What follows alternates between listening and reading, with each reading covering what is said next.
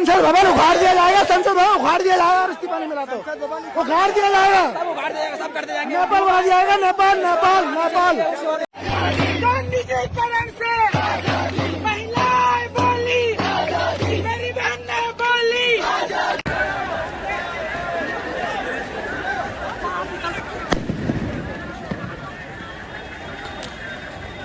दोस्तों नमस्कार। क्या एक बार फिर से आज देश की राजधानी दिल्ली में 26 जनवरी 2021 जैसी घटना दोहराने का प्रयास किया जा रहा है।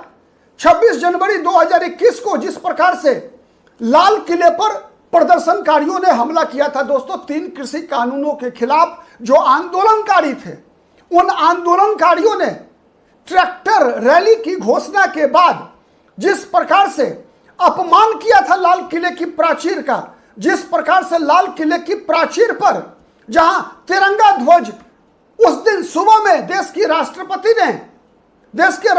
ने तिरंगा ध्वज फहराया था, जहां से देश के राष्ट्रपति ने देश के तीनों सेनाओं के सलामी ली थी दोस्तों, उसी लाल किले की प्राचीर को अपमानित करने का प्रयास किया गया था। वैसे ही आज एक बार फिर आंदोलनकारी वो जिनका एकमात्र मांग है कि देश के शिक्षा मंत्री धर्मेंद्र प्रधान को इस्तीफा देना चाहिए, लेकिन इस्तीफा की मांग नीट परीक्षा में पारदर्शिता, उसकी ईमानदारी, उसकी पवित्रता को बरकरार रखने के लिए छात्र आंदोलन के नाम पर 2021 में किसान आंदोलन के नाम पर और 2026 में छात्र आंदोलन के नाम पर जिस प्रकार की घटना को दोहराने का प्रयास किया जा रहा है मित्रों, ये कहीं ना कहीं एक प्रकार से आप देखेंगे कि 2021 की घटना की पुनरावृत्ति है।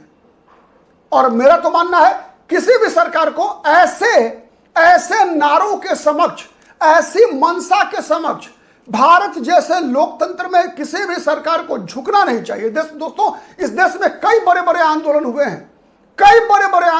हैं जहां सरकारों ने गोलियां चलाई हैं, आंदोलनकारी मारे गए हैं आजाद भारत में, चाहे वो दिल्ली में हो चाहे अन्य राज्यों के राजधानियों में हो, लेकिन कभी भी विपक्ष के आंदोलनकारियों ने इस प्रकार के नारे नहीं लगाए कि संसद को उड़ा दिया जाएगा, नेताओं के नाम लेकर उनकी मां बहन को गाली देना। यह भारत के आंदोलनकारियों की परंपरा नहीं है। भारत को बर्बाद कर देने की, भारत से आजादी की ये इस आंदोलन पर भी दोस्तों कृषि कानून के आंदोलन की तरह वामपंथी आंदोलन जीवियों का कब्जा हो चुका है। ये आप स्पष्ट देख सकते हैं दोस्तों। आप वीडियो देखिए, आपको मैं वीडियो दिखा रहा हूं दोस्तों, आप उन वीडियो को देखिए लगातार। उसके बाद फिर से हम बात करेंगे कि इसमें प्रदर्शनकारी कैसे नारों का इस्तेमाल कर रहे हैं। क्या नाम है, कहाँ से आई हैं? मेरा नाम ज़ैबा अली है और मैं मसूरी से आई हूँ। अच्छा। हमने बीजेपी को लाके किया क्या है? बीजेपी ने क्या किया है? आतंकवाद फैला दिया, आपस में लड़ाई करवा दी। पहले तो इतने कभी झगड़े नहीं हुए। जब एक टाइम पे एक मुस्लिम था यहाँ पे प्राइम मिनिस्टर, तब तो यहाँ पे लड़ाई जंगे नहीं होते थे। अब मुस्लिमों को, अब हिंदुओं को भी खतरा हो गया यहाँ पे रहने से, सबको खतरा हो गया यहाँ पे रहने से। ये कुछ नहीं कर रहे हैं, यहाँ पे बस वोट कमा रहे हैं। इनको अपनी जेब गर्म करनी है। खुद तो इनके जो बच्चे हैं प्राइम मिनिस्टर्स के, एक्ट्रेस के, इनके बच्चे तो खुद जाके बाहर पढ़ लेंगे। यहाँ पे कौन बचेगा? अनबख्त बचेंगे और हम लोग बचेंगे गरीब, और कोई नहीं बचेगा यहाँ पे। तो मैं यही बोलूंगी कि जो ये है हमारे प्राइम मिनिस्टर, मतलब जो हमारे एजुकेशन मिनिस्टर है, पहले तो इनको इस्तीफा देने के लिए बोले। और मैं बहुत ज्यादा अपने जितने भी लोग इस वीडियो को देख रहे हैं, मैं यही बोलूंगी कि अगर भारत को आगे चलाना है और बचाना है और आगे बढ़ाना है तो राहुल गांधी, अगर आपको राहुल गांधी भी पसंद नहीं कि वो तो भेदभाव करता, अगर आप लोगों की सोच ऐसी है, नहीं बदली जा रही, तो किसी एजुकेटेड पर्सन को ही प्राइम मिनिस्टर बनाना। मैं इतना ही बोलूंगी। जी, अभी आपने कहा कि वो मुस्लिम प्राइम मिनिस्टर थे। जी, वो हमारे एपीजे अब्दुल कलाम थे, ये बात आप सब जानते हैं। जी, उन्होंने हमारे लिए बहुत कुछ किया। उस टाइम पे तो ऐसा कुछ नहीं हुआ था जो इस टाइम पे चल रहा है। आज इतना यूथ यहाँ निकल के आया है, ये जी, यूथ आखिर वोट बैंक में तब्दील क्यों नहीं कर पाते हैं? बाबा रामदेव रंडवा, मोदी जी रंडवा, पूरे रंडवा की सरकार है तो चोर बोलेगा, एक दूसरे का सपोर्ट लेगा। जो अपना परिवार नहीं संभाल पाया वो देश क्या संभालेगा? जो देश की यहाँ पर जनता बैठी हुई है उन लोगों को कहते हैं कि आतंकवादी है, एकदम आतंकवादी है। हम सारी देश की जनता आतंकवादी है, क्योंकि हमारा प्रधानमंत्री खुद आतंकवादी है। धर्मेंद्र प्रधान का इस्तीफा नहीं चाहिए, हमने चाहिए मोदी का इस्तीफा। और 20 तारीख ना संसद के भीतर वे नहीं बैठे पाओगे, युवा बैठेंगे देश के। 20 तारीख ने तोड़ पाड़ देंगे। तो भाई कम से कम भी यहाँ पे 2 से 3 लाख आदमी पहुंचेंगे। फिर देखेंगे सरकार जो है मोदी बैठा है, यो अनपढ़ गवार, यो बार देशा मांडे जा, इसकी कितनी हिम्मत है, क्यों कर रोक लेगा। और इब की गेड़ हरियाणा के आगे हैं भाई, तो इब की गेड़ रोक कर दिखाइए।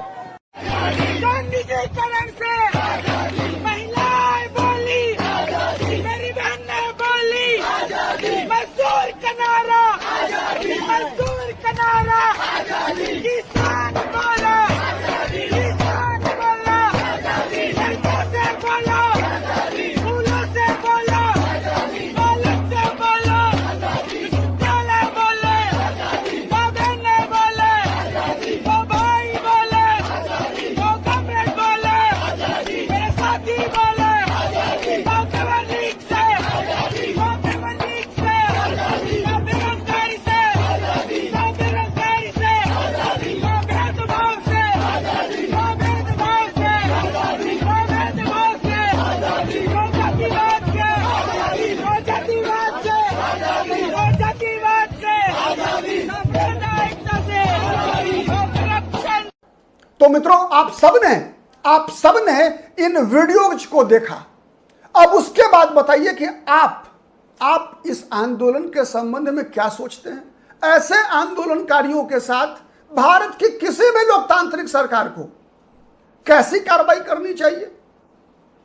और सवाल सबसे बड़ा कि क्या ये आंदोलनकारी हैं, क्या ये आंदोलनकारी हैं या भारत को अस्थिर करने की किसी साजिश के अंग हैं।